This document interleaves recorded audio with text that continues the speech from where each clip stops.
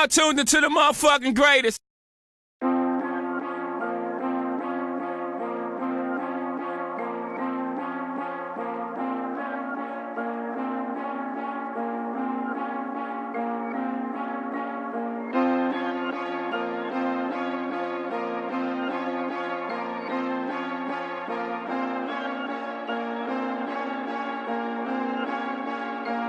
Wow, deputy.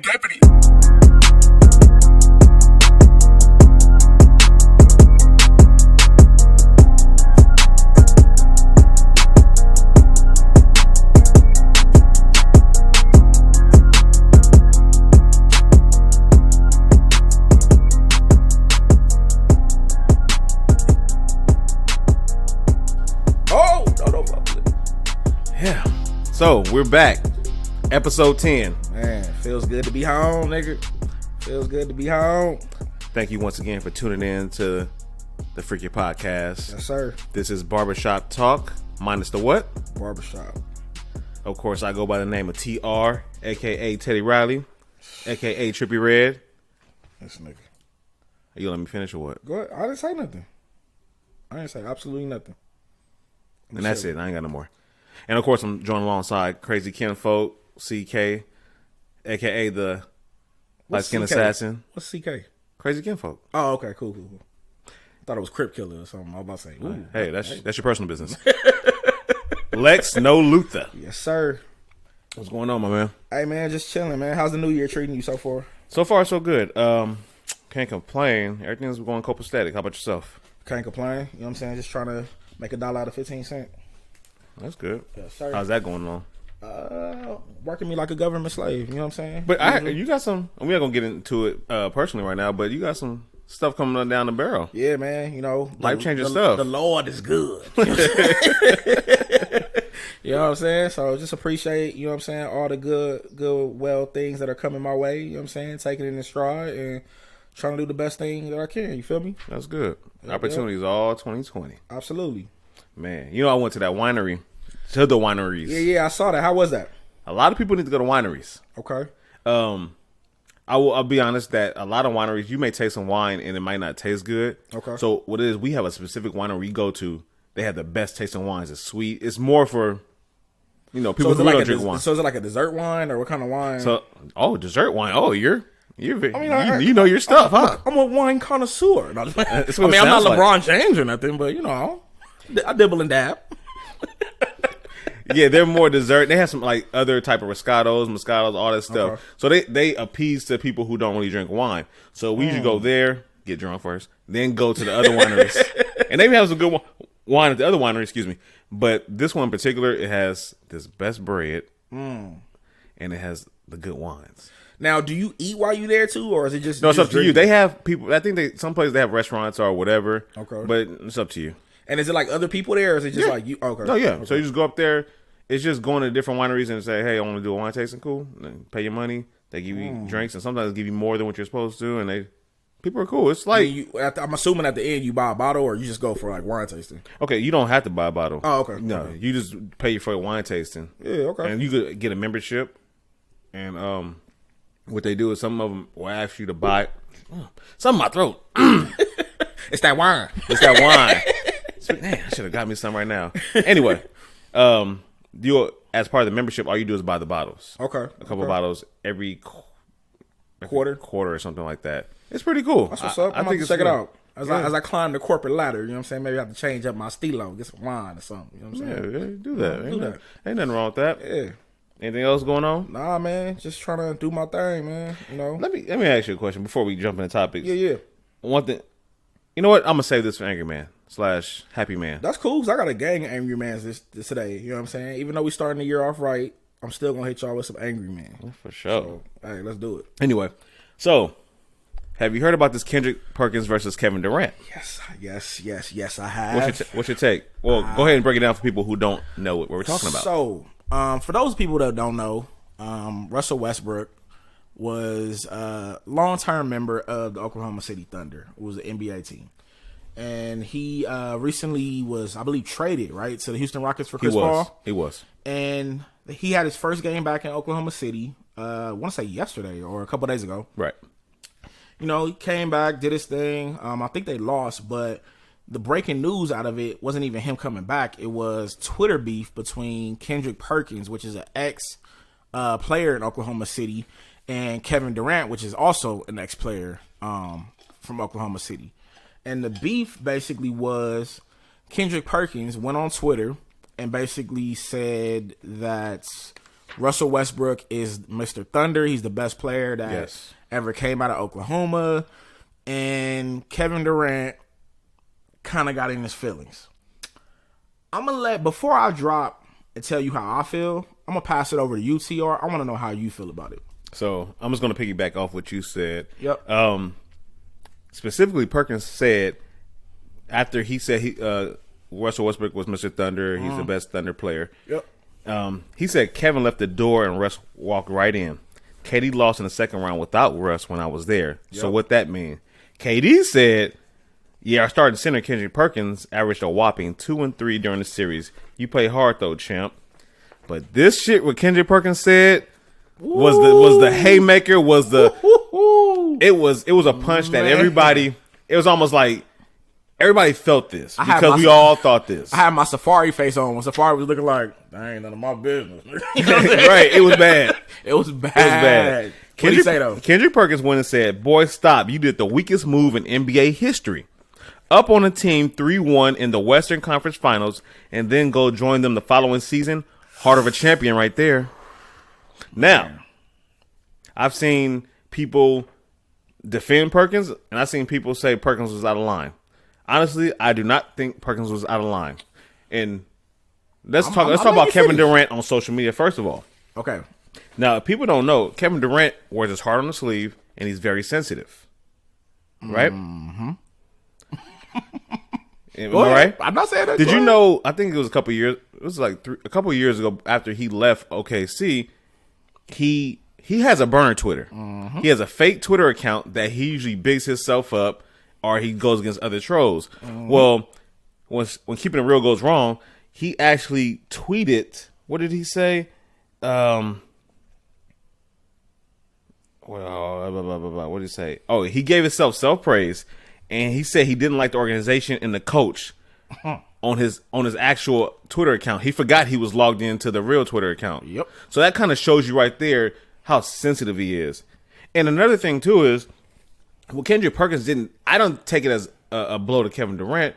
He thinks Russell Westbrook is the best Thunder player, which arguably he could be. Arguably he is. He is. I'm gonna be honest with you. Like he did 11 seasons in Oklahoma. Like he stayed loyal even when people were leaving, people were doing whatever. In my opinion, I'm just gonna say it right now, he is Mr. Thunder. I agree. Yeah. Like, come on. And I think that's where Kendrick was coming from. It wasn't a slight against Kevin Durant, but he was like, people, I think they love Russell way more than Kevin Durant. Now they don't even like Kevin Durant. Yeah.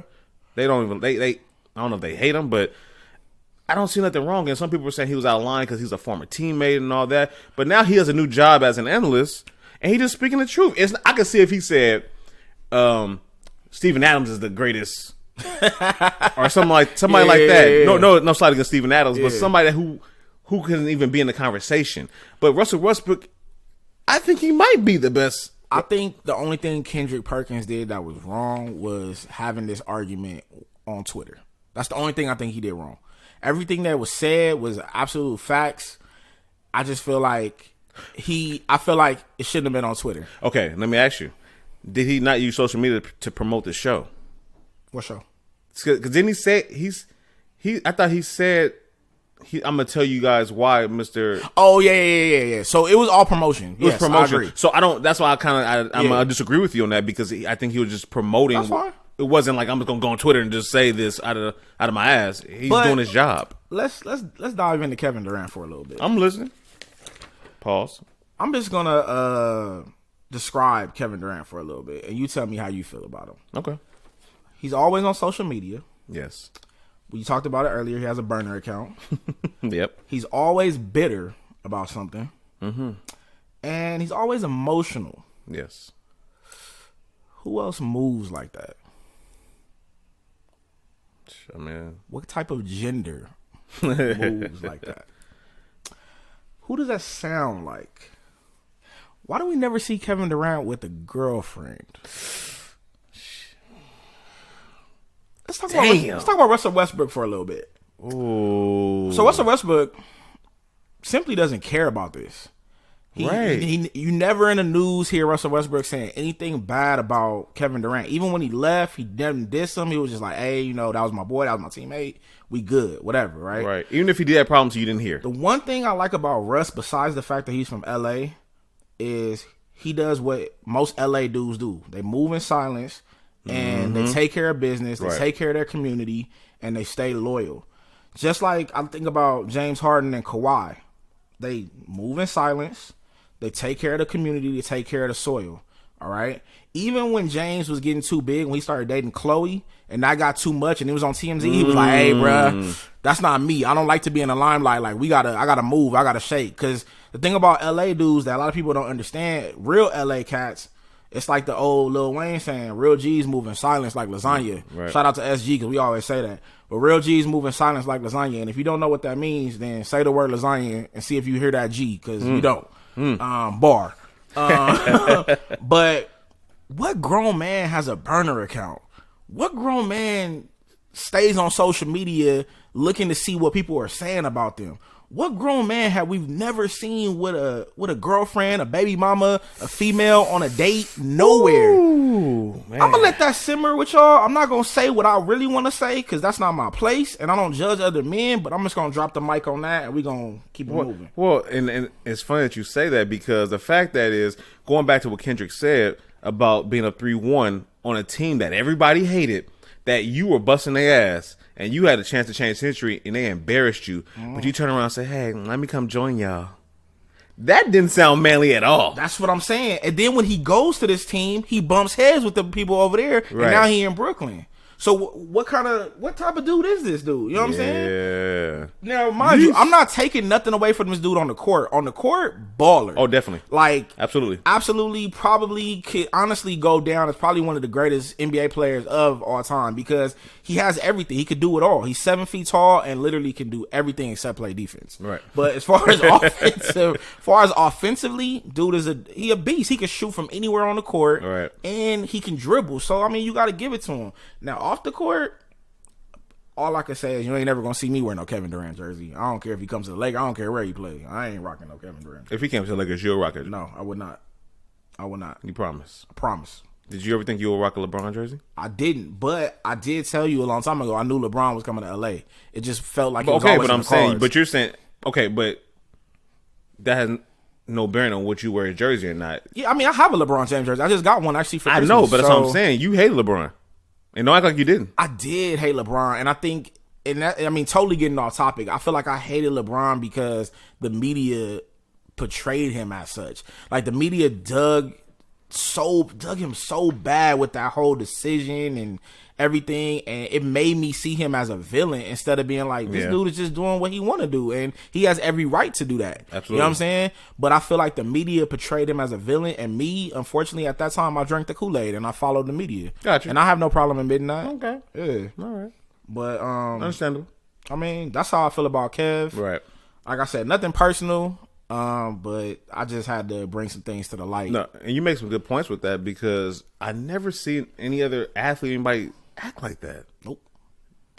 I don't understand something who literally sits on social media. Like, you're a millionaire. You can do so many things with your day. Right. Why are you sitting on social media literally looking at hashtag Kevin Durant or hashtag KD and seeing what people are saying about you? Like, why do you care so much? God. Think about it. If LeBron really or Kobe or whoever sat somewhere and saw everything that people are saying about them, like, who has that much time? That's a good point. Like, come on. I mean, and he argues with the trolls. He argues with trolls all day for no reason. Yes, it's like you have nothing better to do with your day, bro. Come on, go shoot some hoops. Go do something. Go spend money. Go get some women. Yeah, and anyway, moving along. What you got for me, man? I know you got something for me. What? Oh yeah, I got something for you. What's up with your new coach, man? How you feeling about that? Okay, so as if any of you guys don't know, I am a Dallas Cowboys fan. This is TR speaking, of course, and I'm wearing my Lex. I'll tell you that. And I'm currently wearing my Dallas Cowboys poncho that I got in Mexico. Rico Suave. Suavemente. Anyway, we just hired Mike McCarthy. Yeah. No, Mike McCarthy, who used to coach the Packers. I think he coached them for like over 10, 11 years. Yeah. He won a Super Bowl against the Steelers in 2011. Beat the brakes off them. Anyway, up, huh? I got definitely. How they beat the break off and say they only won by 1 touchdown? It was 31-25. Hey, brother, it's my story, not yours. All right. Anyway, now I think he was. I think he's a good coach. I think the only reason he left is because him and Aaron Rodgers, the quarterback of the Packers, just bumped heads. Yeah. Now, do I think this is a good move? Yes, and no. No, because as long as you work for Jerry Jones, you're not going to have the free will to do what you want. He's not going to be himself. And I'm going to go and say this too. Jerry, going back to Jason Garrett, he wasn't the problem. Yeah. He was just a face. Jerry Jones was the coach. Correct. So if Jerry can allow Mike to do what he wants to do and coach the way he wants to coach and bring the people he wants in, there's no limit for our success. I'm going to say that. Correct. What are your thoughts? My thoughts is I feel like Jerry got his guy, in a sense, because he interviewed Marvin Lewis, but we all knew Marvin Lewis wasn't gonna get that job. Jerry invited, the backstory from what I saw, Jerry invited Mike to his house. They stayed over. They talked. So I feel like Jerry got his guy. Do I feel like Jerry should have interviewed more people? Of course. I feel like there's a lot more candidates out there. Urban Meyer comes to name, who I felt like would be a great fit for you guys, especially having. Now, tell me if I'm wrong. Wasn't Urban Meyer at Ohio State? He had Ohio State when Zeke was there or no? Yeah, I think he was. I don't know. Like I said, we can fact check. I don't know, but anyway, I felt like that was a big thing for me because I feel like the Cowboys are only gonna go as far as Zeke takes y'all. Let's just being honest. And the problem I have with Mike McCarthy is he's not really a running back, run by committee type coach. So he's more of run and gun with Aaron Rodgers. So how is that going to work? I feel like he can develop Dak and be great with Dak, but I feel like I just said, y'all are only going to go as far as that running game takes y'all. I'm going to disagree. What? I'm going to disagree. The only reason I think he was running gun because Aaron Rodgers was, at that point, was one of the best quarterbacks in the game. Yeah. So you didn't have a running game. You had the best arm. So I'm gonna put the game in his hands. I think he knows. But why didn't the Packers ever go get a running back and do it that way? Because you had the best. I guess because they thought they had the best quarterback who could do everything. They could run the ball here and there, but they knew Aaron Rodgers would come deliver. So, he delivered against y'all. So he wasn't too wrong. Whatever. Obviously, y'all got y'all man as far as a coach. Your boy Garrett is gone. Now, my question to y'all is, if y'all don't do it now, what's gonna be the excuse? It's always gonna be Jerry.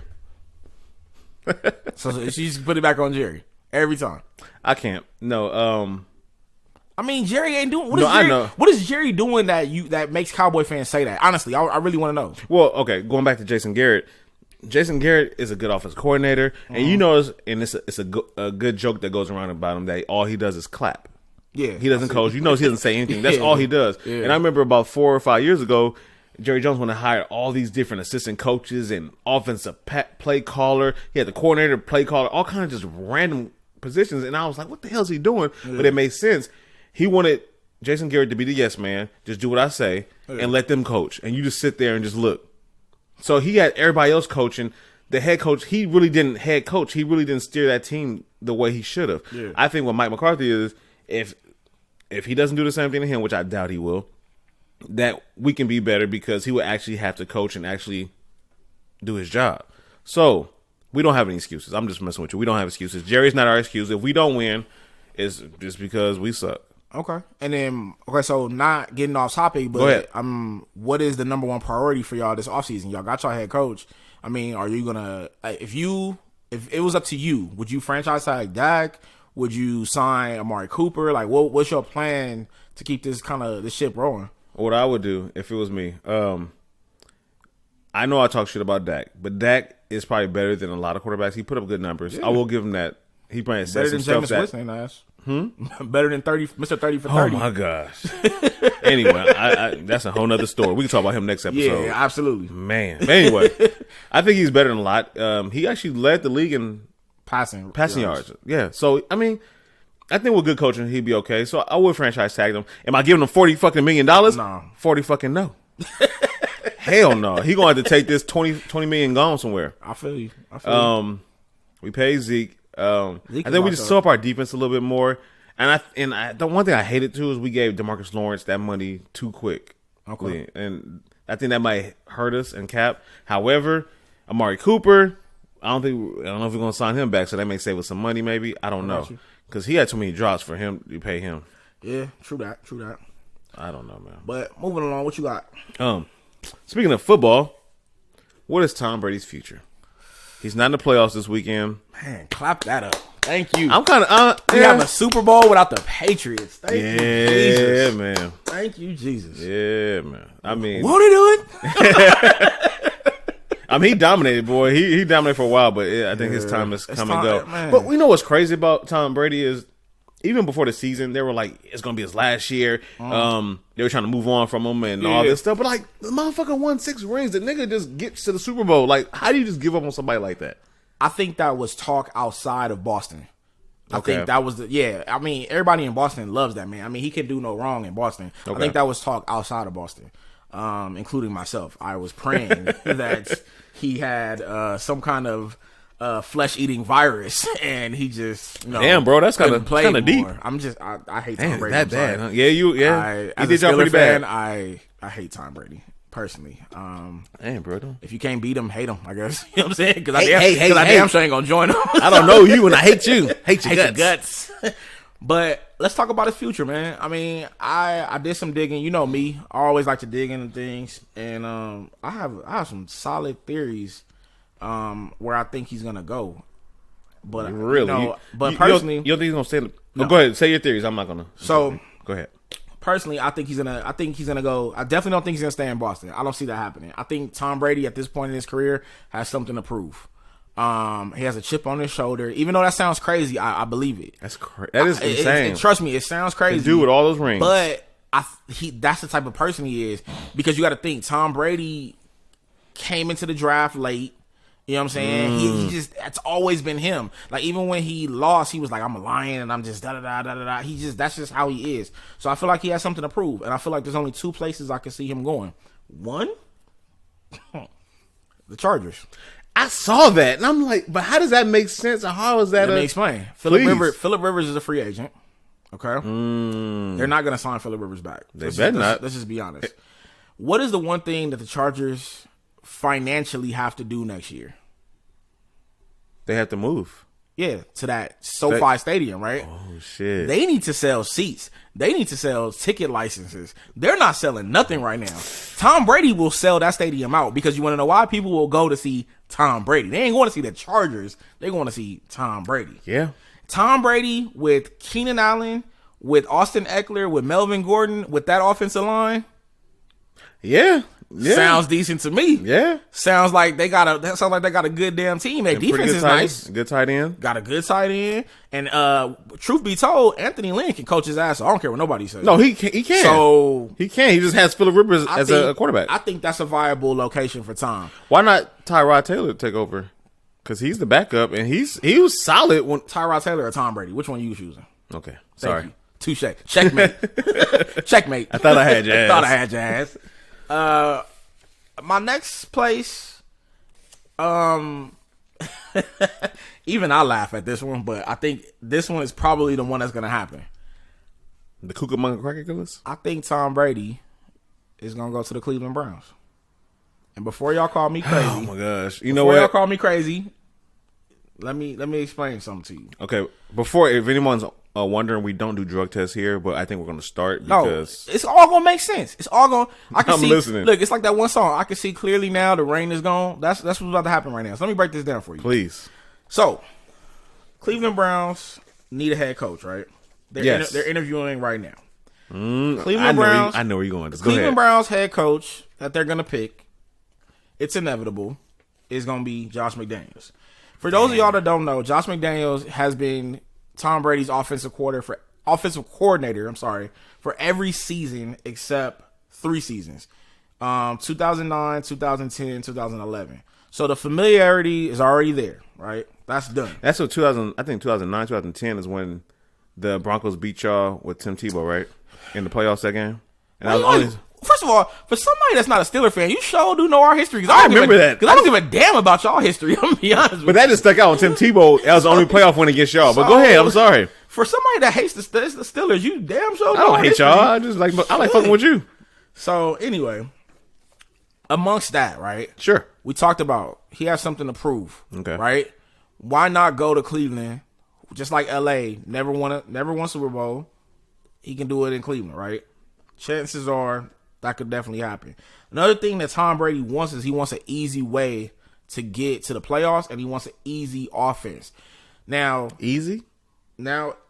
in our division, it's not going to be easy. I'm going to be honest, because the Steelers, we going to get better. We were okay. We going to get better. Ravens is the shit. They fucking balling, right? And then, I mean, obviously, who else is in our division? I can't think right now. Browns and Bengals. Talk about easy, the Bengals. Okay. So with that being said, let's talk about the team, because this is the big thing for me. Okay. Why he's gonna go over there? Okay. You got Odell Beckham, Jarvis Landry, Nick Chubb, Kareem Hunt that people are forgetting about. Yeah. You have the one African tight end who's a baller. Yeah, from Miami. Okay, from Miami. Mm-hmm. Why wouldn't he want to go to Cleveland? Tell me a reason why he wouldn't want to go to Cleveland. That sounds good. No, you're right. And their defense is stellar. You got Myles Garrett coming back. And, well, we don't know because whatever the suspension is going to be. He's going to come back. You got Myles Garrett coming back. And like you admitted, he was having a great season before all that crap went down. That's true. So Cleveland is looking like a pretty good spot for Tom, if you ask me. I mean, yeah. I think they're just they're one quarterback away from actually doing something good. And honestly, another person that we're not talking about who actually is going to be great for is Baker Mayfield, because now he takes a seat. He learns from Tom Brady. Because he could sit. Tom said he want to play for like 2 or 3 more seasons. Yeah, you sit and learn from me. You know what I'm saying? Damn, so then when I leave, you could carry this torch, because I'm going to at least get you, hopefully, God willing, 1 or 2 rings, or at least even get you to the playoffs so you can get that experience in you. Yeah, because McDaniels is no slouch as a coach. I mean, shit, he could do his thing. I mean, he wasn't really that successful when he coached, but I mean, I think he's learned more from Belichick. So the only problem I have with McDaniels was when he took the coach job and then went back. That was weak. That was some weak shit. I ain't never seen no shit like that. And in my life. I think people were speculating that Belichick was going to step down the next year. He's going to take over, but that never happened. So I was like, how did this? And that's the thing. That's the reason why I felt like Tom would stay with the Patriots, but Tom wants to prove that he can win without Belichick. I truly believe that's his next thing. So you think that these two who have won all these Super Bowls had so much success, AFC championships, they don't like each other. I truly believe that's they don't like crazy. Each other. All the success, and I truly believe they're a married couple. I mean, they're a married couple. But Phil Jackson and Kobe Bryant won championships together. They don't like each other. It can happen. So they want to outdo each other. See, the thing about Phil. Okay, so I know I jumped around. We talked about Tom Brady and Belichick. I went to Phil and Kobe. Right. Phil and Kobe. Let's just talk about this real quick. Phil and Kobe. It's a known fact they don't like each other. However, Kobe was smart enough to be like, "Hey, man, I got to do it with you. Like that's who I want."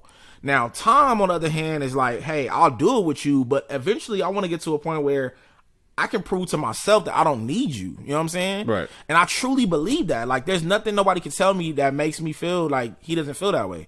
I truly believe, and honestly, I don't think it's Belichick that feels that way. I think it's more so Tom. And let me explain to you why. Because Belichick wanted to keep the dude that's playing right now, Garoppolo, who just threw a pick, thank God. Oh, thank you.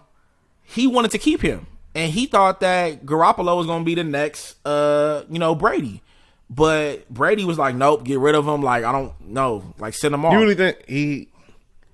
I mean, I'm not gonna put that on Brady, because it is, because Brady, it was known fact. Brady went to the owner, Robert Kraft, and was like, "Dude, just send. It's cool." I just thought Jimmy G was just a bargain. They drafted him as a bargaining chip to trade him. No. Do your research. I'm just gonna say that. Do your research. Oh, I can't beat you in the research department, brother. Do your research, man. You know what I'm saying? Do your research, man. It's like a head man. But yeah, man, that's who I feel. I mean, what do you think about his future? I think you make some great points. I could never see him leaving New England. He gone. That's crazy. It's hard for me to fathom that, but you make some great points, especially with the whole Browns thing. First of all, okay, so you say you think he gonna stay. Why would he stay? I don't know. I just think Tom Brady is synonymous with New England. That's the only thing. It's just familiarity with me. Okay, but what does that mean? No, but you're right. I agree with you. And on top of that, they can't offer him the max deal that he wants. He wants a lot of money because he's never been that max player.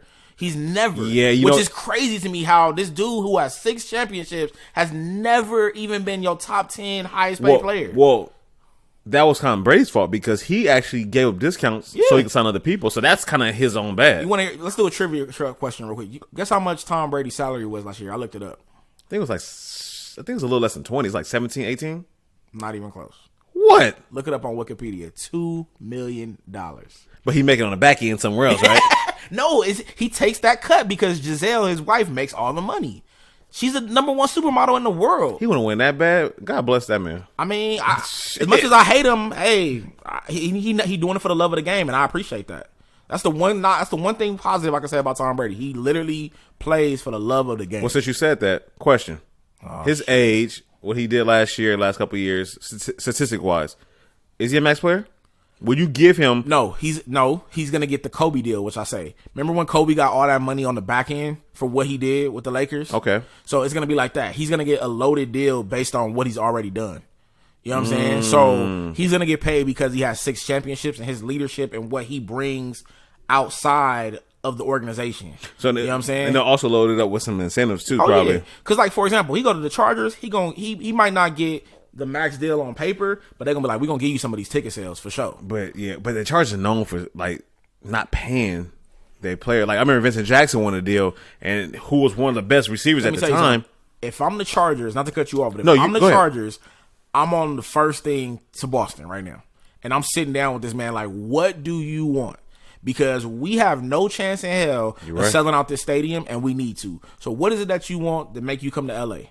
And I'm willing to back up the Brinks truck to get this man whatever he wants because they have a huge stadium and they're not even 40% sold out when it comes to season tickets. That's crazy because who was it? Shannon Sharp or somebody said that they have 17 road games. Yeah. And that's how it usually is. Like when the Steelers played them, it was nothing just yellow. How do you go to a silent snap count in your own stadium? How do you score a touchdown? How do you score a touchdown in your own stadium and you get booed? Yeah. Like I'm like, what? Like I've never seen nothing like that. And that was my first time going to an NFL game, and I loved it. And I was just like, man, it's bad. I honestly, the Chargers, y'all gotta do something. I don't know what y'all gonna do. They should stay in San Diego. But it's bad. They should stay in San Diego. It's really bad. But anyway. Let's keep it moving, man. What's happening? Let's talk about some other craziness in this NFL. Yes. I know we loaded up on NFL, but let's talk about them New Orleans Aints. Saints. What's up with y'all, man? What's going on with y'all Saints, man? Saints. I'm so happy they lost. What? Hold on. That's part of Happy Man Corner. Oh, okay, this is Saints / Happy Man Corner right now for me. Yeah, whatever. That's fine. I am happy for the Saints because first of all, I'm so sick of hearing the Saints because they're so over fucking rated. They every year they're the number one, and they get bounced out quick. Let me tell you something. For people who don't know, I think it was, of course, it was last year. There was a controversial pass interference call when they played the Rams. Was it? Yes. Right. After that game, it was bad. Don't get me wrong, it was bad, and they got screwed by the refs. However, the refs aren't perfect. Everybody gets screwed by the refs. And as a football player, you never leave the hands in the game of the referees. No. Also, not one play, one person make the game. It's a collective effort. Yes. So if you drop passes, had holding calls and all these different penalties, who's to say that didn't stop you from winning? True. So it really irritated me because they had this whole thing where they want to blame the refs for why they lost. I remember Cam Jordan wore a shirt. And on his shirt it says, hold on, what did I say? Where is it at? Oh, he wore a shirt saying blow whistles, not games. He wore that shirt. Like, my nigga, how many tackles did he miss? Man. But that's what I'm saying. You can't put the game on one play. You know what I'm saying? Exactly. And it's like that whole city was trying. They want to boycott the Super Bowl. They went as far as to get a new rule this year of reviewing pass interference, which it really don't work for anybody. But it's like, dude, the refs don't work in favor for anybody. You have to play the game. I'm gonna go out on a limb, and I'm just gonna say this. I hope that limb don't break. I'm just gonna go out on a limb and say this. I personally believe, and anybody that knows anything about the NFL will probably agree with me. I think the only reason why the Saints won that Super Bowl is because of Hurricane Katrina. I said. I agree with other you. than that, I feel like 100,000%. there's some buried chicken bones or some cemetery or something underneath that Superdome that has them cursed. Because I just don't understand it.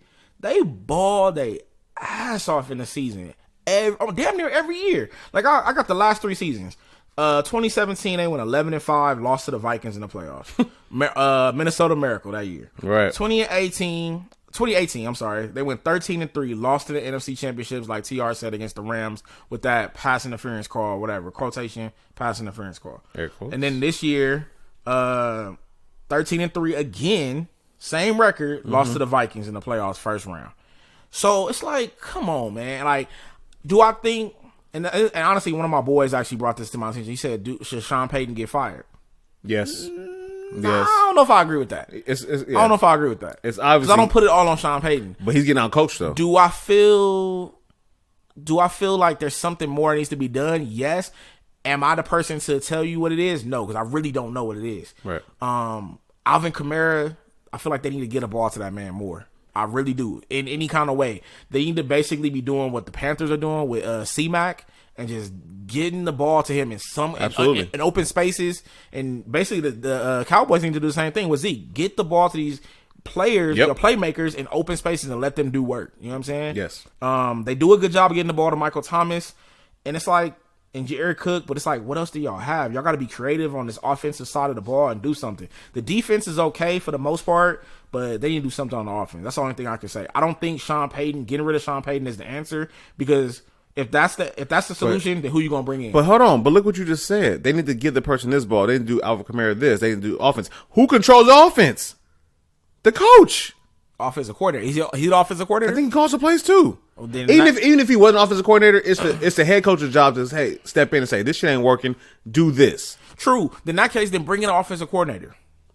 Bring in somebody that's gonna be creative. Because I think the problem with a lot of teams in the NFL is they're not open to being creative when it comes to being offensive. Like for example, not like I said, maybe we getting off topic, but that's what we do in the barbershop. No, all day. Bring in what the Ravens did this year.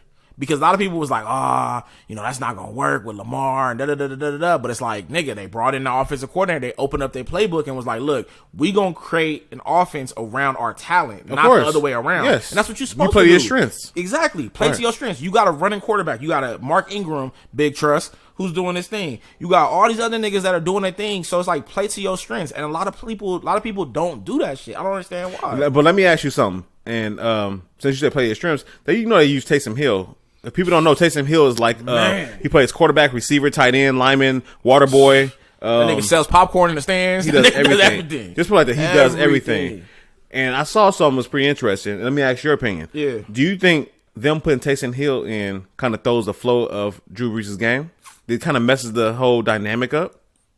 That's a good point. I would have to disagree, though, only because Drew Brees should be, in my opinion, I want my quarterback to do whatever's best for the team.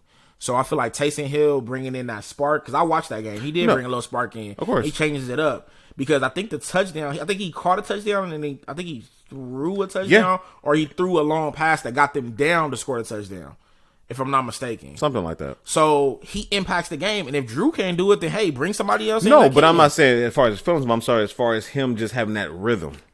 Does it kind of mess his rhythm up? Does it kind of stifle him a little bit? Let me tell you something. I mean, Drew Brees is like 40 years old. If he can't get into rhythm like that, then shit, like, damn, then get that nigga a Viagra or something. Like, what the fuck? Like, come on, bro.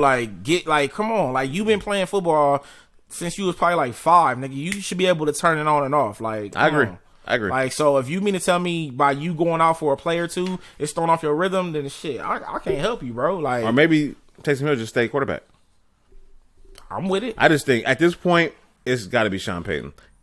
I mean, 3 years in a row. It got to be something. I don't know what it is, but like I said, when it comes to the Saints, I really, truly don't know what it is. You know I'm just going to put it on the coach. Obviously, at the end of the day, somebody's being our coach. Something is happening. You have to go from the top down. So I'm going to Sean Payton. Probably has and like you said before, I mean, the regular season is fool's gold, and they're definitely fool's gold when it comes to it. And they took their tail once they get in the postseason. Absolutely. But moving along, man, as you can tell, it's getting down to the nitty gritty. I want to just give y'all an updated Super Bowl pick. You know what I'm saying? Because these playoffs is going on as we speak right now. I think we at half with this first game. The hell is that? People don't know when we're recording. I mean, you want to tell them? I mean, whatever. We're watching the 49er and Vikings game. I want to know what that was. That was tight. Whatever that was. But yeah, we watching the 49ers and the Vikings game right now. I think it's at half. I think the Go 49ers, Vikings. Yeah, go Vikings. I think the 49ers is up 14-10, but it's halftime, whatever. But let's just give them an updated Super Bowl pick. I mean, me personally, I have a wish, and then I have what I feel like reality is going to happen. So, reality, let's just get that out the way, because I feel like it's going to be Ravens and 49ers. I don't want it to be that, but I feel like that's what it's going to be. What you got? I don't know, but I don't think it's going to be the 49ers. I think it's going to be somebody. I can't see the 49ers who, they've been hot, don't get me wrong, and they might beat the Vikings, but to get that far, I don't think they have experience. I think Seattle's going to be in it. That's my wish. So my wish. Nah, switch it then. Man, let me tell you something. My wish is the Texans and Seattle.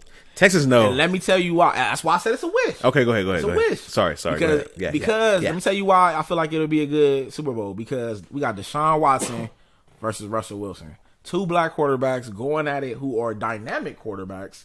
And I feel like it'll be a high-powered offensive game that'll actually be probably go down as like an epic Super Bowl in my opinion. I really something about the Chiefs. I just don't want to see them. You don't want to see them, but if I may interject, yeah, go ahead. I honestly think the opposite. I think Deshaun Watson, he's good and he comes in clutch plays, but sometimes he plays a little sloppy in the beginning. Yeah. And you play against Kansas City, who's actually balling. Nigga, you ain't coming back from that. I just don't want to see Kansas City. I don't know why. I don't know. I like Mahomes. I do too, but I just my homie. I don't know. I just don't want to see them. I don't know why. Because they're something different. I know. I think it's more so you just want to see something different, something fresh. And I want to see Deshaun Watson get there. That'd be cool. I would like to see Deshaun. I'm trying to think who the other. Matter of fact, I'm off the dome. What's other teams? I can't even think right now. But so you have Seattle. I know for a fact I want to see Packers. Seattle. So Seattle. I don't want to see the Packers. Absolutely not. They're not going to beat Seattle. I don't want to see the Packers. I don't. And then but they playing in Green Bay though. But you know what I'm hoping? I'm hoping that Russell Wilson can do something that only Michael Vick has done, which is to go into Lambeau in the snow and win a playoff game. And only Michael Vick has done that. So I'm hoping that he can do that tomorrow. But time will tell. We'll see. I just think Seattle's going to win. I think too much experience, and I want poetry in motion with this. I want to get back to the Super Bowl on the 3-yard line and hand it to that boy Marshawn Lynch, aka Beast Mode, aka dude. I'm here. That would make my day. Yes, for it to be on the 1-yard line. The camera is everybody in the stadium, everybody in the world knows where that ball is going. And the camera's on Pete Carroll, and you just see Marshawn get that touchdown. Like that would make my day. I believe in fate. I think things happen for a reason. He was out of football for almost 1 or 2 years, and they went and called him up. And this crazy thing is the running backs that they had prior to Marshawn coming on, they were having a great season. Both of them got hurt. Yep. I mean, shit. If that's not fate, what is? I don't know, man. But honestly, I would love to see that. I can't deny it. I mean, that's my pick for winning the Super Bowl this year. I really want to see Seattle win it, and I want Marshawn to get that ball, man. I really do. I really, really do. But honestly, if it's not them, I can't think of nobody else because I damn sure don't want to see the Ravens. That's my arch rival. Why would I want to see them win a Super Bowl? I just don't. I don't. The Titans, I can see it, but I just can't see them beating the Ravens. Like as much as I want to see them beat, they're going to beat the Ravens. I'm going to go on a bold prediction. I think the Titans going to beat the Ravens. Why? I think Ravens are fool's gold. I think Mike Vrabel went against his old coach and actually played shit. Before you say anything more, I want to give a clap on the Freak It podcast to Mike Vrabel. Mike Vrabel. Yes. I don't know if y'all watched that game, but the play that he did, he basically Belichicked. Yes. I love that. I absolutely love it, and I want to give him a shout out. You want to tell people who don't because he's basically King Petty, and we're going to put him up there with Amarion and whoever else we had up there for King Petty. I forgot who we had, but he's definitely up there, man. He's my King Petty of the week, definitely. And that was some petty shit. Yeah. I think he's going to strategize and figure Lamar out. Once you figure Lamar out, that's a wrap. It's a wrap. And Tannehill's been playing his ass off. Tannehill was meant for this. But the question is, can you figure Lamar out? Yeah. I think Titans, Mike Vrabel showed that he's a great coach. He's good at what he does, and he's going to put people in the right position to actually be successful. And I can't, all that. I know next year that Ravens ain't gonna be shit. I know that for sure. Yeah, honestly, I agree with that. I feel like next year the Ravens ain't gonna be shit only because they're gonna get figured out. You know what I'm saying? And all it takes is 1 year to figure a team out, and then it's like, oh damn, you know what I'm saying? And I look at these quarterbacks with no experience like this. I'm like, man, you gonna be fooled today. And Ryan Tannehill doesn't have it, but he's more.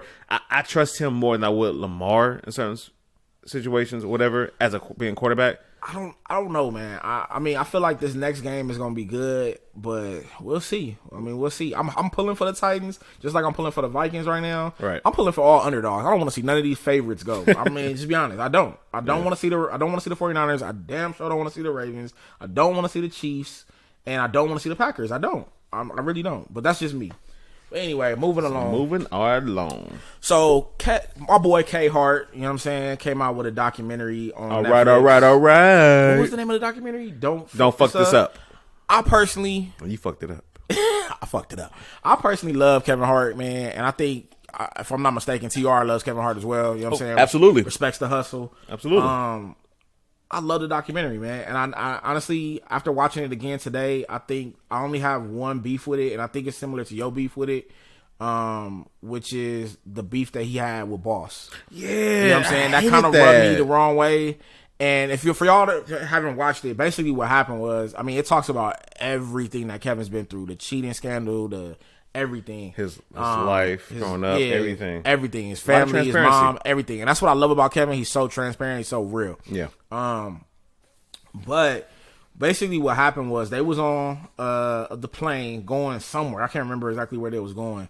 And Kevin, you know, they was all drinking or whatever. Mm-hmm. He's just coming fresh off of the scandal, so he's still kind of dealing with that. And he basically just kind of went off on his friend Boss and basically was like, yo, man, like, where would you be without me? Right. And I'm like, first of all, you don't do that to your homie, whether you drinking or not. And I understand drinking gives you that liquid courage, and maybe you'll say something that you normally won't say. But I'm just like, dude, like, that's your homie, that's your dog, that's the person that was there for you when you was in the heat of the scandal. Because if you watch it, he was like, Boss was there for me. Like, I was going to the gym with Boss. And you saw it on Instagram. Yeah, he was always with Boss. So for him to kind of go off on Boss like that, it kind of rubbed me the wrong way. That's the only thing in the docuseries I was like, that's kind of fucked up. That was very fucked up. And Boss was like, well, I've been doing training before I knew you. I've been doing this. Well, do you have a house? Well, he was like, man, but I've been working this and that. And Boss never said he had a house or not. Well, do you have a house? Do you have a house? Why would you say that? And I'm going what you said, but I'm going to say the opposite. Yeah. When you drink, it brings out the damn truth. It brings out how you really feel. And seeing how I admire Kevin Hart because he came from nothing. I remember he used to do the jokes with the big ass sweaters and shit. You know, he was still funny. And now he came up, and I thought he had more empathy for people who are trying to come up like him. So that's why he brought all his friends. I'm like, oh, that's cool. He brought all his homies, the people he known, and even Boss, you know, he's a trainer. He actually got a nigga that he actually employed a dude who cuts his hair. Come on, and like he get Versace shirt night. Yeah, I can't afford this. Can't afford this shit. Then he ended up buying it, like nigga. But shirt night. But it shows that he actually treats the gender like he does the CEO. Yeah. But when he did that, I kind of lost a little respect. I mean, I know he's human or whatever, but the fact that you even had that in your brain is kind of like, I lost a little respect, but I also gained a little respect in that same token because I appreciate a dude that can admit when they wrong. You know what I'm saying? And I feel like that's hard for a lot of men to do when they wrong. It is. To be like, hey, man, you know, I fucked up. And I feel like it didn't take him long to realize he fucked up. Because I think, like, maybe hours later or even the next day, he was already texting, like, the whole Plastic Cup Boys and was like, hey, you know, my apologies. I fucked up. I'm going through a lot right now, obviously, with the scandal. Because for those of y'all don't know, the scandal was deeper than rap, man. Like, shout out to Rick Ross, but it was deep, man, because it was his homeboy who actually set this shit up. And it was his homeboy. Allegedly. Yeah. You gotta say allegedly. Let's say allegedly. We ain't say trying to allegedly, please. Yeah, allegedly set him up. And it was dirty, man, because when you have somebody in your corner who's been ride or die with you for years to do something like that to you, I understand why he took it so hard. You know what I'm saying? It makes sense. It's like that was like one of his day one boys. Right. You know what I'm saying? So once again, allegedly.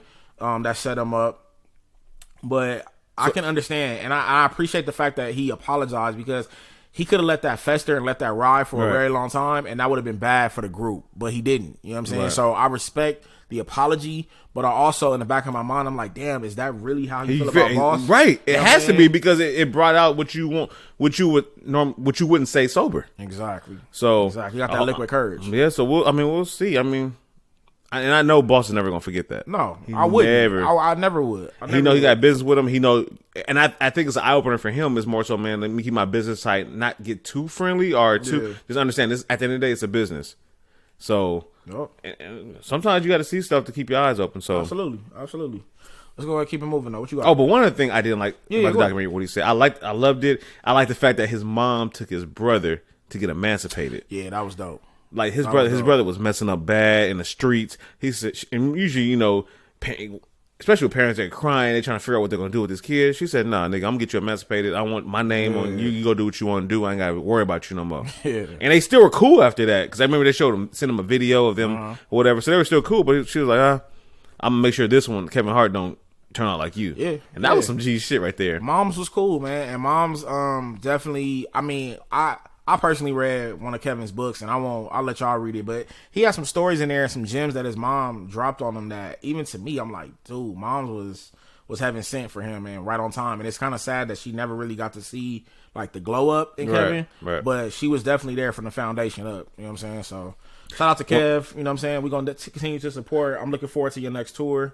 Definitely gonna try to go check you out. Yeah. But one thing I didn't like when he was talking, when that whole scandal happened, how he pretty much made it seem like him not being around his friends kind of made him mess up a little bit. He kind of alluded to that a little bit. First of all, because he was describing the night that happened, where he was in a club and he was asking people to go out, and I guess they weren't going out with him, so he went out by himself. So he kind of felt like it was unfamiliar territory. He didn't have his person, this person, because they usually keep each other accountable. Because he said something to where is, and my friend would have saw me doing something, he was like, "Hey, what the fuck are you doing?" This and that. But the person wasn't there. It's like, bro, you gotta kind of stand on your own. You can't depend on this person.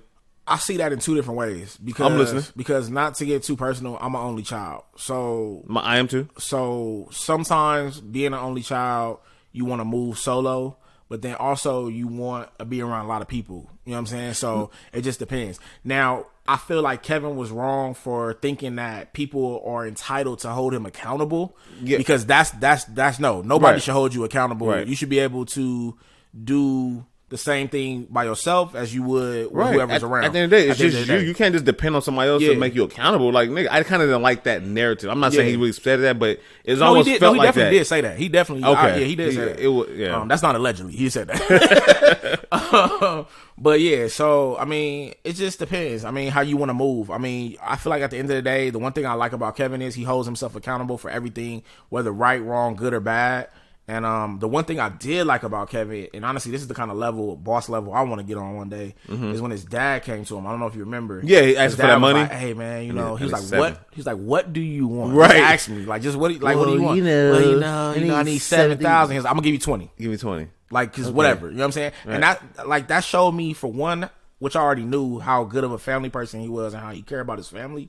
But for me, I like the fact that, to me, I understand money is a big thing for most people, but to him, it's like, dude, whatever my family want, I'm gonna do it. Like, here, you want 7, I'm gonna give you 50. Like, you know what I'm saying? Whatever. Like, it is what it is. So I like that. I was dope. You know and I like the fact that they showed it to where, because he said he needed a new machine or whatever. So, and I'm not even saying anything negative right now, but how his dad used to be a crackhead. He's be on drugs. Yeah. So most people saying that, like, oh, he just asked money for drugs or something like that. But then they showed him with the actual machine after. I'm glad they showed that to show that he wasn't just bullshitting him. I know he wasn't bullshitting him, but it just showed that, oh, he actually did get the money for what he wanted it for. Yeah. Overall, it was a great documentary. Overall, yeah, I agree. It was a great documentary. I definitely recommend you check it out. One of the good documentaries on Netflix, and I'm hoping that he does a part 2. They say he is, but I don't know. We'll see. Well, I mean, I think he is, because to me it seems, why would you do a series? And usually for Netflix, if it's going to be limited, it'll say limited series. It don't even say that. It just says series, and it says episode 1, episode 2. So why would you do that if you're not going to bring something else? Good point. I didn't think about that. You're right. Yeah, because I'm watching this documentary. It's a limited series, the Don't Mess with Cats. I can't get into that. But I'm trying to get into it too. It's I can't get into it. It's Mayonnaise music. Very heavy mayonnaise music. Yeah, it's a too much goddamn man. These motherfuckers, we're gonna go off a little topic right now. These motherfuckers so passionate about this. I'm like, yeah, I guess I can't relate to this. I can't relate at all. I tried. Trust me, I tried. The melanin in me cannot relate to this. You know another movie, and I know we getting totally off topic, but another movie I tried to watch on Netflix that it's like pulling teeth is The Irishman. Everybody and their mama talk about The Irishman, how good it is. I can't get with it. Mayonnaise music. I can't get with it, man. I was going to, I was like, I'm not even going to try. I can't. I'm sorry. And like I said, I know we totally off topic, and I apologize, but I can't get with it. Okay. But keep it, reel us back in. What you got? So, to go on this is a bit of sour note. Loni Love. Loni Love is, I think she's a comedian. She's on the show The Real, if I'm not mistaken. Speaking of mayonnaise music. She made some very disparaging comments about black men. She said, I don't speak for the black community, but I do think a lot of black men, they really don't know how to have true, faithful relationships.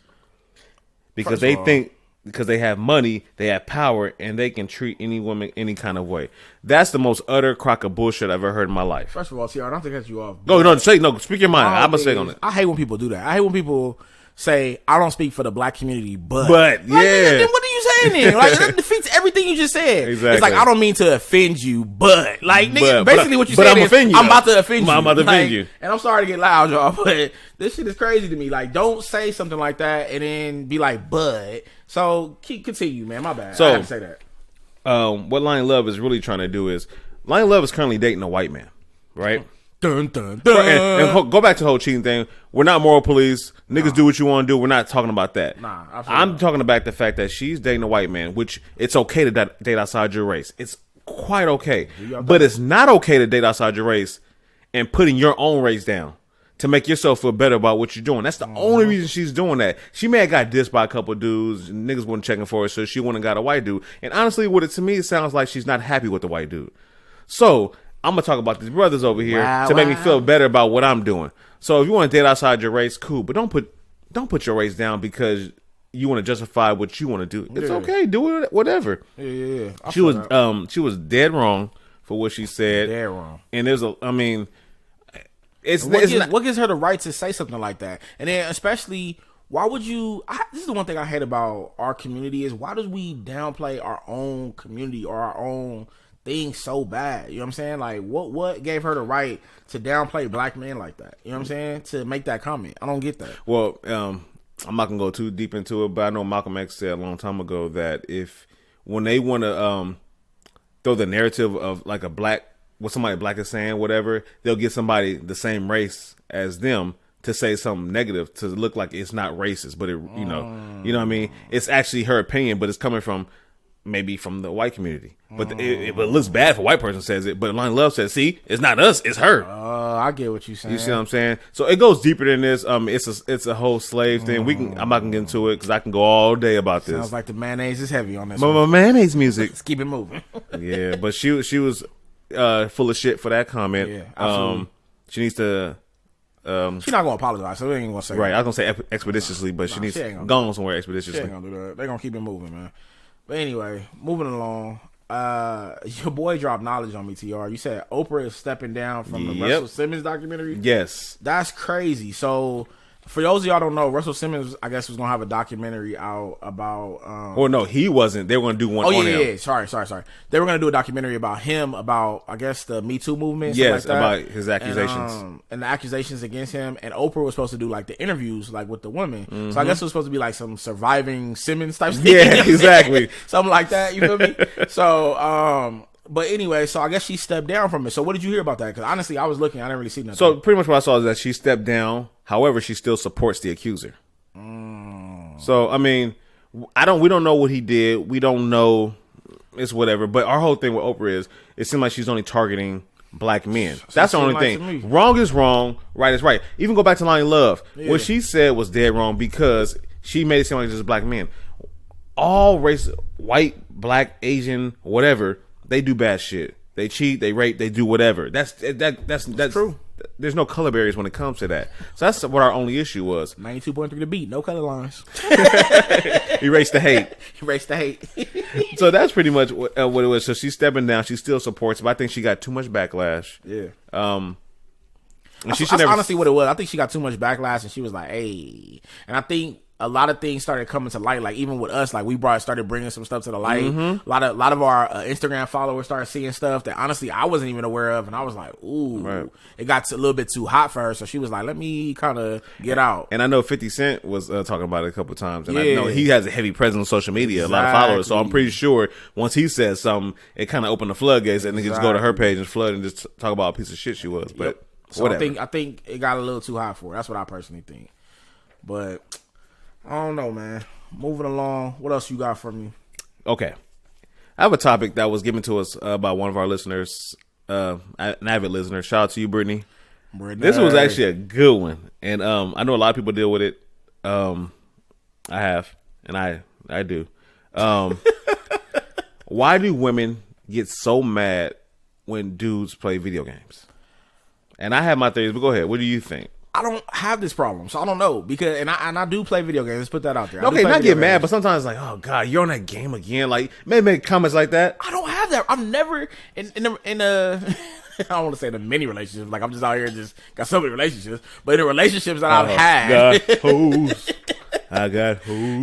In the relationships that I had, you know what I'm saying? Like I never had that problem. Okay, like, well, we're not talking to you personally, but just generally speaking, this happens to a lot. I know she was the reason she brought this up. She goes to this, and she's not the only one. No, she definitely brought it up, and I saw it. You know what I'm saying when she posted something, and I mean, I think me and her even talked about it for a little bit. But it's funny to me. Like I feel like every dude should at least have that time. You know what I'm saying? Of course. Have that time to unwind. I feel like everybody needs an outlet. You know what I'm saying? So like, for example, like us, I feel like the podcast is my outlet. You know what I'm saying? I come on here, I vent, I do what I gotta do. You know what I'm saying? I feel like me playing video games is my outlet. It's my release to reality and what's going on in the world. I feel like women have their outlet. They go shopping, they go get their nails done, their hair done, whatever. You know what I'm saying? So it's like, why can't we have our outlet? Now, granted, for me personally, I even like playing my video game with my significant other because, like, for example, Uncharted, I'll play that and I'll have the whole crew watching, anybody that's in the house watching it like it's a movie because it is a movie. You know what I'm saying? So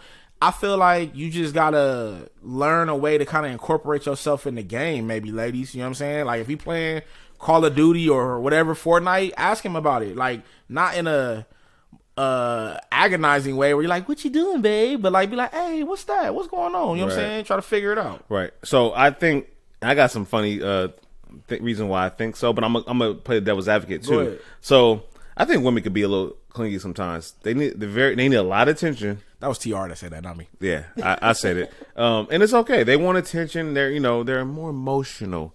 They want to know what like are your Kevin feelings Durant. inside. I want to know that you still care. Yeah, like Kevin Durant. All right.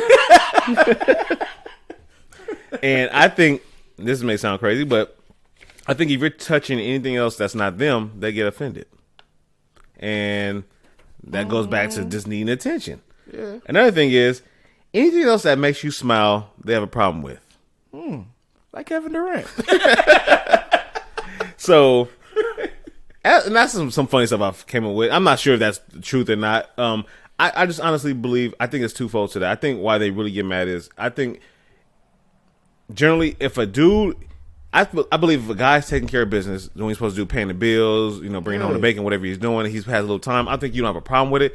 However, I think if he's neglecting you and his honeydews, and he's not going to work like he's supposed to, and you're picking up the slack, I think that's when it gets a problem. Yeah, if you come home and nigga ain't been to work all day, and, right? You know what I'm saying? Nigga ain't took a shower, dishes is in the, you know what I'm saying, sink, trash ain't taken out, and this nigga over there playing Call of Duty, or he over here like, hey babe, look at my career mode on NBA 2K. You know what I'm saying? Right. Just got a max deal. Like, nah, nigga, get your ass up and go do something. Like, let's go even further than that. You know what I'm saying? Let's say he's taking care of the home, whatever, and every time he gets home, he's on Call of Duty. But it be time she wants to say, hey, let's play Call of Duty. I need some. She wants some dick. So I mean, I think they get offended by that. So I can Call of Duty wins. So I think it comes with accept the mission. Call of Duty. Nigga, ain't no Call of Duty ever going over no Call of Duty. If but you do, something wrong. But a lot of times it's like that. They trying to get they level up and they're on a game and they can't get off. Because when you're on online games, you know you don't want to keep your record. Nigga, ain't no game ever been that important to me. I just think when you're just neglecting your responsibilities, I think that's when it gets a problem. But overall, I believe if women are understanding, if you just take care of what you're supposed to take care of. And not to change subjects, but I kind of want to let our listeners know, for y'all, you know what I'm saying? Obviously, you could tell, like, Brittany's been giving us a lot of suggestions, and we truly appreciate you, Brittany, for topics. And if any of y'all have any suggestions or topics that y'all want us to talk about, definitely send us a message. You know what I'm saying? We on all platforms. We got the Apple, we got iHeart, Spotify, Google. What's the other one? Stitcher. And recently, please go like, subscribe to the YouTube page. YouTube is under the Freak It Podcast. Please go do that. You know what I'm saying? We definitely gonna be more active, more on YouTube heavily. So please, you know what I'm saying? Start checking out the YouTube page. God damn, Vikings, you had one job. But yeah, man, check out the YouTube page. That's all I want to say. Definitely.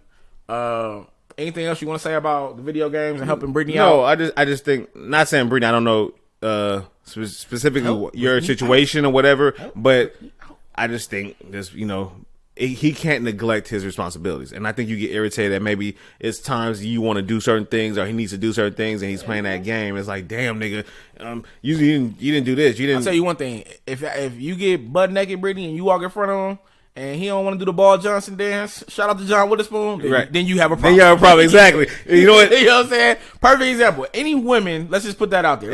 Let's just solve the problem easily. If your man is playing video games too much, get butt naked, walk in front of him. If he don't do nothing, then it's a problem. You got a problem. Then it's a problem. Let me tell you something. Anybody walk, I ain't gonna say anybody, but you walk butt naked in front of me, I'm dropping the show. Okay? Let's call it booty time. Okay? Now, moving along, let's get this cracking. Go ahead. Let's Angry go. Man Corner. Okay. I know you said you got some happy man corner, but I'm angry.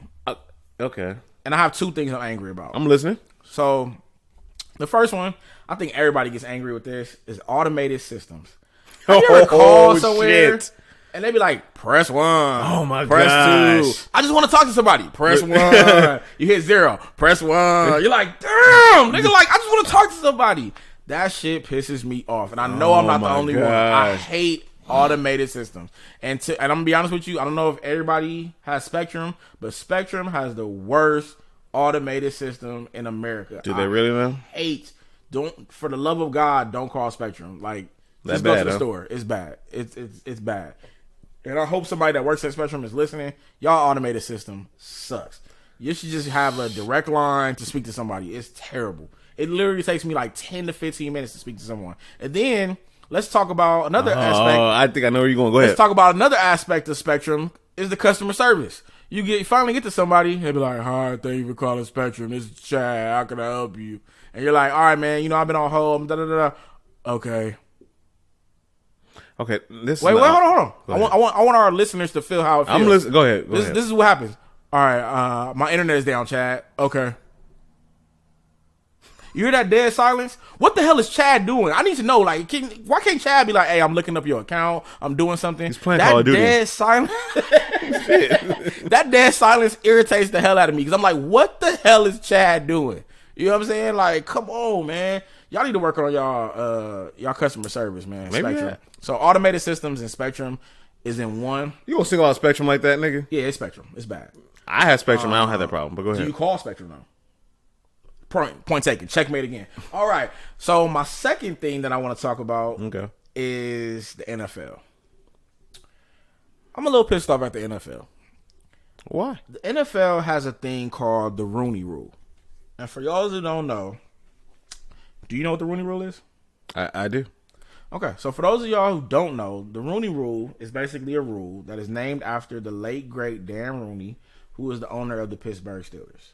Which is one of the reasons why I like the Steelers, but we'll get to that a little bit later. So, this policy basically requires that when a team has a vacancy for a coach or for a personnel position, they are required to interview a minority for that position. Yeah, that's not happening in the NFL right now. I don't know why. I don't know if they just threw that over their shoulder. I don't know if they don't care no more. But as of right now, out of 32 teams, there's only 4 minority head coaches. The Steelers have Mike Tomlin. The Redskins have Ron Rivera. The Dolphins have Brian Flores. Flores, and the Chargers have Anthony Lynn. Literally 12% of the coaches in the NFL are minority. I just feel like the NFL is lacking when it comes to creativity and diversifying like what's going on. And let me explain to you why.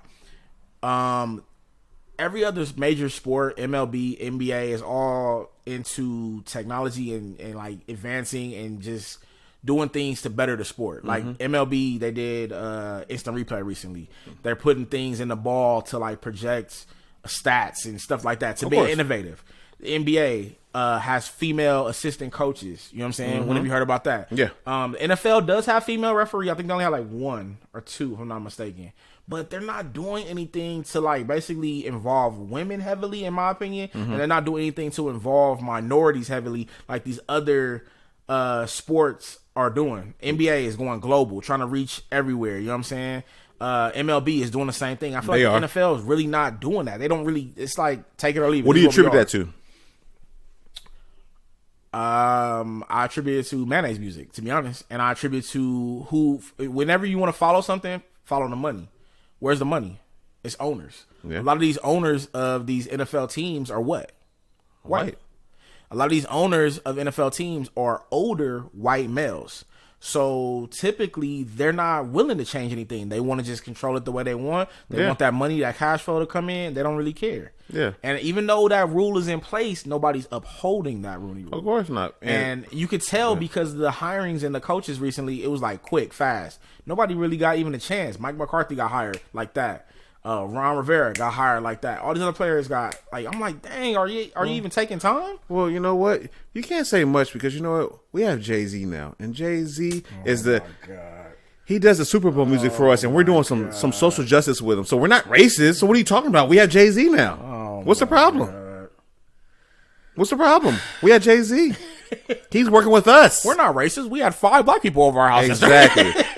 So when you see all these little, and I hate to take this away from you, but now you got me thinking. Yeah. When you see like little moves like that with the whole Jay-Z thing, you know it's gonna be some bullshit on the back end. So that's gonna justify the bullshit. No, I feel it. So no, you're right. You have every right to be mad, and I think it's and I mean, crap. I'm just like I said, I'm just venting. I'm mad about it, but I mean, it is what it is, man. I mean, I'm hoping that our podcast will get to a level where we can affect change, you know what I'm saying, on that level. But, I mean, at this point, we ain't going to change nothing as far as the NFL. No. I just want to let y'all know that, when something is shady, I'm going to bring it to light. And these owners like that dude, Bob McNair, who died. I ain't going to say passed away because I ain't give him that much respect. He used to be the owner of, I think it was Bob McNair. He's owner of the Texans. Mm-hmm. And when the whole Kaepernick thing was going on and people, were protesting, and he said something about his team, something about the inmates that run the asylum. And that was the most racist shit you can ever fucking say. I think I do remember that being said. Old white dude. Yeah. He died. Whatever. I'm not gonna talk ill the dead, but it was some bullshit that he goes as far as even consider your players as inmates. Yeah. Sad but true, man. It happens. So. It does, and it's making sense that the whole running rule is not being upheld. And it probably been another thing in a couple of years. They'll be like, oh, we're gonna hire more. They're gonna interview more, but right now, no. I mean, it is what it is. I mean, that's my angry man corner. What you got? You got angry man corner? Oh, I have not angry man. I have happy man corner, and I have slightly kind of not irritated, but kind of. Yeah, well, first of all, I'm happy because the fucking Saints lost. So I'm sick of them moves. I'm sick of the fucking. That's not happy man corner. That's petty man corner. Happy / petty man / kind of mad corner. Call that Omarion corner. There we go. Unbothered. Well, no, he's unbothered. I'm bothered. But nah, I'm happy they lost. Crybaby asses. I'm glad the Eagles lost. Now I know you are, because the Eagles are our division foe. I hate them with a passion. Mm-hmm. And I'm just glad they lost. Everything's good. Just need the Niners to lose, and I'd be even happier. Another thing, a couple things. Now I'm not mad about this thing, but I'm just like, why are Americans so obsessed with England's culture? What you mean? What do we always hear about? What have you been hearing about lately in the news? I don't try to watch the news that much. Okay, but what have you seen on social media? I even posted a meme too on my page because it was funny. But what have you been hearing? What's the biggest talk right now? Somebody in the royal family. Oh, yeah. Coming to America and moving all this shit. Why do we care so much about what the fuck they do? But that's in general. Why do people care what other people do? What you eat don't make me shit. Like, that's my favorite Jay-Z line. of many Jay-Z lines. No, but I can see American culture. You talk about stuff in America, but why do we care about what they doing? Because people are so fascinated with other people's bullshit. I don't give a fuck what they do. Hell, they can come move across the street from me. I don't. That stop my money. Yeah. Anything that make my tax property go up. Like, nigga, moving across the street, nigga, whatever you got to do. Yeah, like I just don't understand what the whole Prince Harry is moving out of the over here and he's doing this. I don't give a fuck about these motherfuckers. Like, shit, why do we care? But like you said, I mean, people care about everybody else. People care about everybody. That's why the Kardashians and all that bullshit and all. I mean, I kind of get that. It's like that's whatever. People just love other people's bullshit. Yeah. And I refuse. Like, I'm just not gonna. I don't care. I don't care what anybody else is doing. I don't care. Okay. Another thing is, I've noticed, and not to cut you off. Yeah, good. This is probably stupid, but whatever. Why do these restaurants have lighter food options?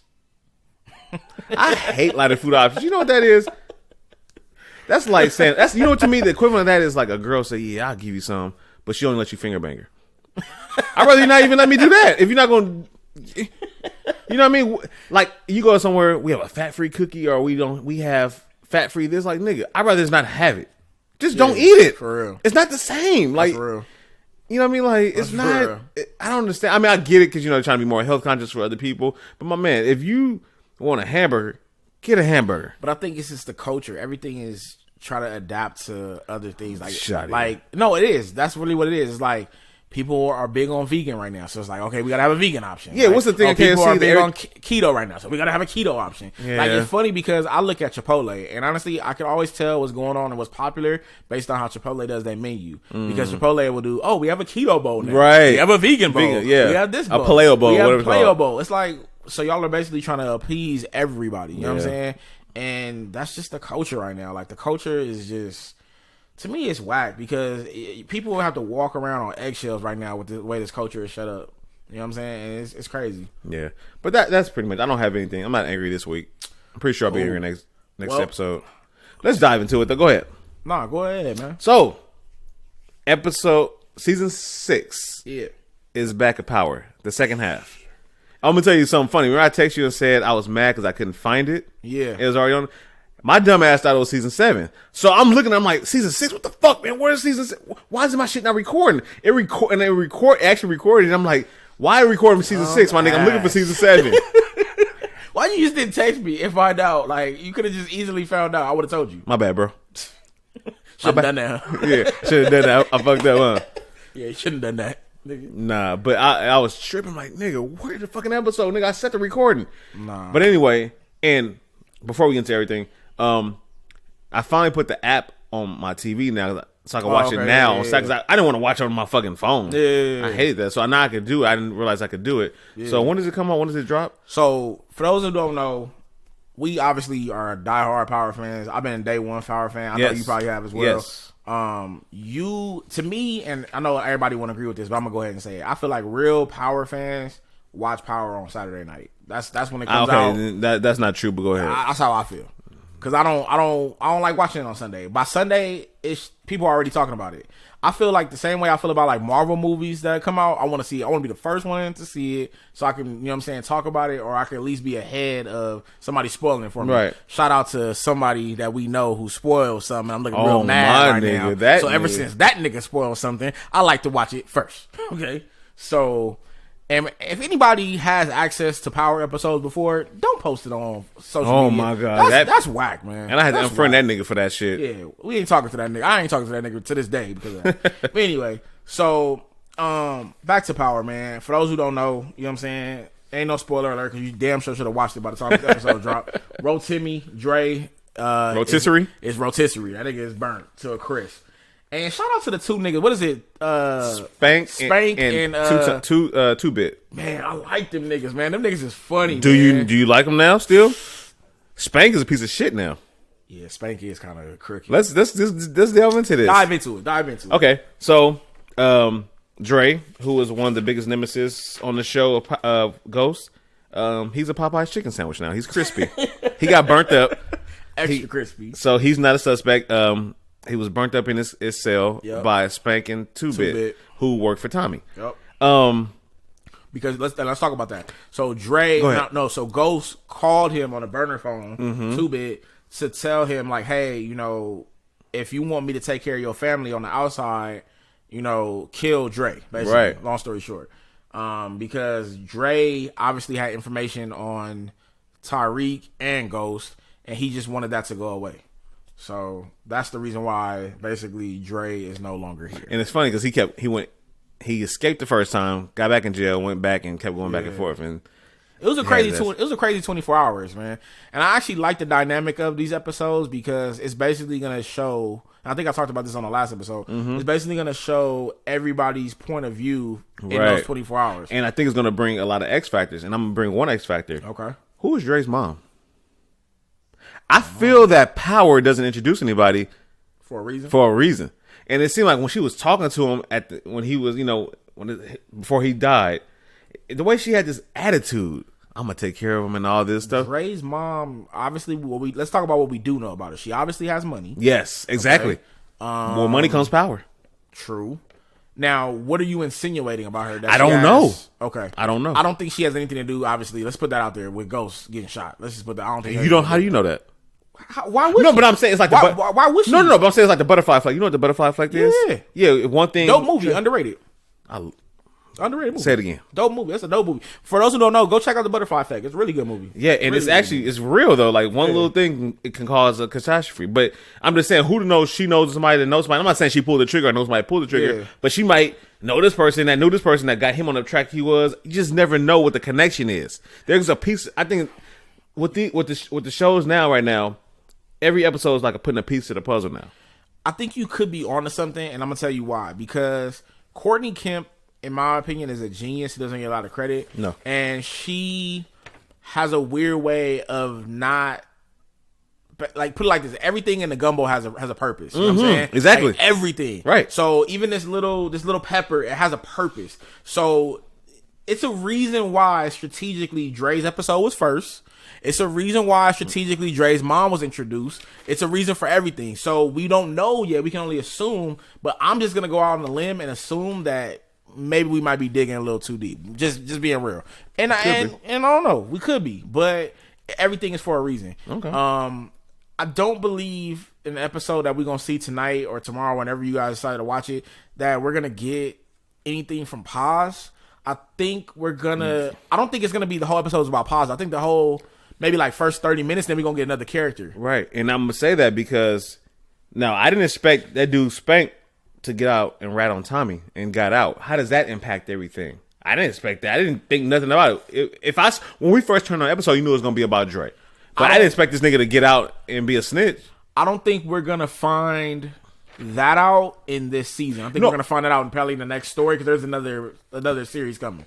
So you think it's had nothing to do with the impact that Ghost getting shot? I don't think so. Or because just thinking around it. These are the 24 hours from him getting shot to whatever. So I don't think... He was already shot at that time. he was already shot at that time. That's true. So I don't think it impacted him getting shot. It'll impact something else, but it won't impact him getting shot. Right. My point is, I think it's not... Because you said the next one's going to be about Paz, which she might...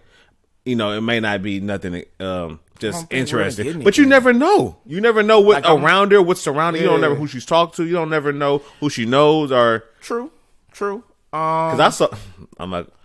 Now, one thing I do want to talk to you about that, I don't think, talking to a lot of people about this episode, one thing that nobody brings up is, do you remember after he hit the officer, got in the car, was driving, the first person he saw was who? Tommy. Yeah, what was going on with that? Right, he was just standing there. He was looking. Was he standing there, or was he tripping and saw him? And he just disappeared with the bus. Yeah, it seemed like he was tripping. I don't know, man. Because I mean, you got to think he off adrenaline. He trying to get out the city. Did he envision that, or was that really Tommy there? Right. You know what I'm saying? So it's like we don't know. These are all answers that it's like. So that's what I'm saying. Don't look at the next story with Paz as like, it's gonna be boring. We don't know. It's not gonna be anything significant. You never know. It might be some shit you gotta pay attention to. You always gotta pay attention. You know that, and you know for certain. Yeah, you gotta pay attention to everything. Like him going to get the gun from him. Did Tyreek getting the gun from Dre? Did Tyreek really get the gun from Dre? Because we never saw that exchange. We can only assume that he did, but did he really get it? So it's like all these things we don't know. The one thing I love about, like I said earlier, about Power is all poetic motion and poetic justice, because the episode comes on and I was like, Dre gonna die in this episode. because he was sitting there with his daughter and he was reading. Right. He was singing something. I forgot the song or whatever. Some biblical song. Some whatever religious song. And I was like, this is cryptic. Like, you know what I'm saying? Like, I was like, I saw it coming. Of course, foreshadowing. And, another thing that she said, his girl said, he said it's better to rent in Vegas than to buy a casket in New York. Yeah. And I was like, ooh, he about to die. Yeah. I was like, I don't know how he gonna die, but he gonna die. But Dre is a cold motherfucker, man, because when he was in that shootout, when he got his homeboy, he was like, yeah, I was like, they ain't seen each other while they cool, and then he just threw him in front of them, right? Using him as a human shield. Yeah, that was dirty, man. So you know what? At the end of the day, F Timmy, F Dre, whatever you want to call him. F Timmy, you didn't do nothing. Nah, Timmy cool. Timmy cool. Yeah, it's the character. Come on, don't. Yeah, you right. So another thing was interesting. First of all, I understand why Tate was so concerned with Tariq when he went to see Ghost in the episode 6. I mean, the season finale of The Fall. Okay. Remember, he went to him. He was like, and Ghost was acting like nothing could stop me. He was talking crap about him and all that stuff. Then he was like, "Oh wait, your son."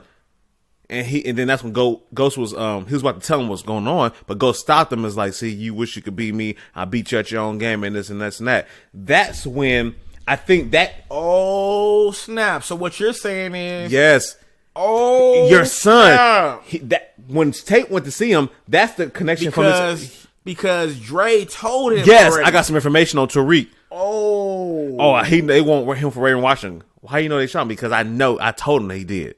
He had the information on him. That's why he went to him and say, I got information on Ghost and all this stuff, whatever, and give me a new life. I didn't think about that. Another thing too. I didn't think about that. I don't know if you pay attention. I'm surprised I got this over you because you be paying attention to some shit. Yeah, I did. This is the thing that tripped me out and had me bugging. Right? Yeah. If Tate paid Dre to kill Ghost, right? Pay him $100,000, right? Yep. Why the fuck did we see Tate go up there with his hood on with the gun? What was he going to do? If you already paid this man to go do it, why did you go up there with a gun like you was about to do something? You know what, was he going to shoot Ghost or was he going to shoot somebody else? What was he about to do? You know what? I thought about that too. I did think about that, and thinking about it, I came to this one conclusion. I felt like he was coming to kill Dre. I thought so too. You know what I'm saying? I kind of scored in my mind, but if you think about it, if Dre killed Ghost. And then as Dre is walking out, Tate kills Dre. Now he get that money back. It's like he basically paid for nothing. You feel me? Like, that's just how niggas think. Like, let's just keep it real. So I was like, damn, that's probably what he was doing. Or he was coming to see if it really went down. You know what I'm saying? With a gun and a hood and all. I don't know, man. That tripped me out, but it's like, I don't know. I really don't know. I thought the same thing you thought about. Maybe he's coming to kill Dre or frame Dre or some shit. I don't know. I mean, whatever it is, we gonna figure it out. It's all gonna come to the light. I like the fact that we're gonna eliminate, saying suspects going forward. I mean, some suspects, I'm just like, come on, man, like that's what I'm saying. I'm not really looking forward to this next episode because I'm just like, don't say that because it's not about the person. It's about. I feel like we're all gonna get a gem in this episode. Obviously, it's gonna be a gem. It's not gonna be from Paz though. I feel like it's gonna be somebody else. But I could be wrong, and if I'm wrong, I'll come back and I'll tell y'all like, hey, I was wrong. But I feel like she's the one suspect that I feel like has nothing to do with it. Of course, and I think everybody know that. I think even the writers know that. However, I think she plays she's instrumental because she's going to show us something. Yeah, and that's what I'm saying. We're definitely going to get a gem.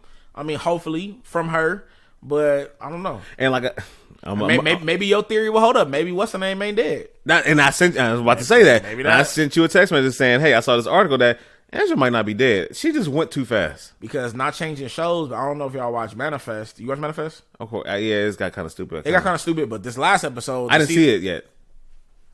I ain't gonna drop the bomb. It was good because they came back. Because the last couple episodes, I kind of like struggled with them. Like, I don't want to watch it, but I did. I ain't gonna drop the bomb. Okay, don't. We're gonna watch it tonight. Watch Manifest. We're gonna watch it tonight.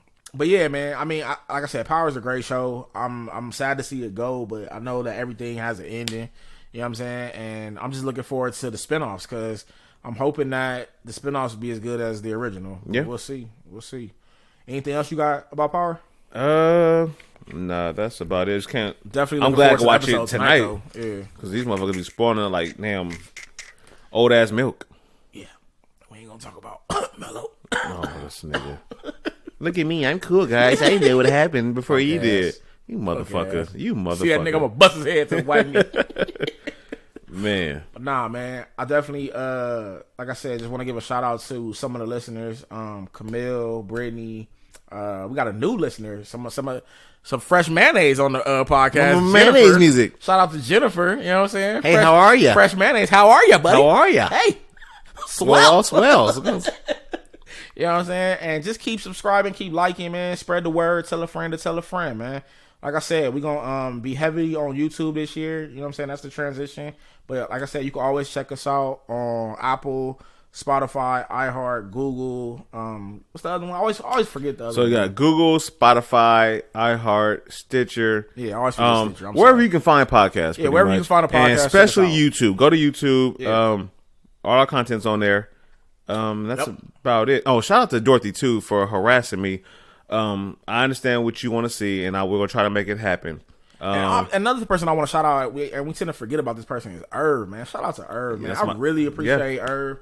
You know what I'm saying? Like, and that's his sister, by the way. Oh, okay, for sure. Shout out to the fan man, for sure. Yeah, and she's always like, you guys make us. You purposely make us mad. I'm like, oh, not really, but we have a lot of unpopular opinions. And we still have the female episode coming. You know what I'm saying? That is definitely coming. That's in the works. We are working on that behind the scenes, diligently, actually. So that should be coming to y'all very soon. I can't wait to do that. Man, that's gonna be crazy. And it's gonna be crazy, man. So, but like I said, any suggestions, any topics y'all want to hear, please shout us out, tag us, whatever, message us. And if you just want to hear me sing on an that episode, note, we're out. All right, holla. Sound like a hater, man.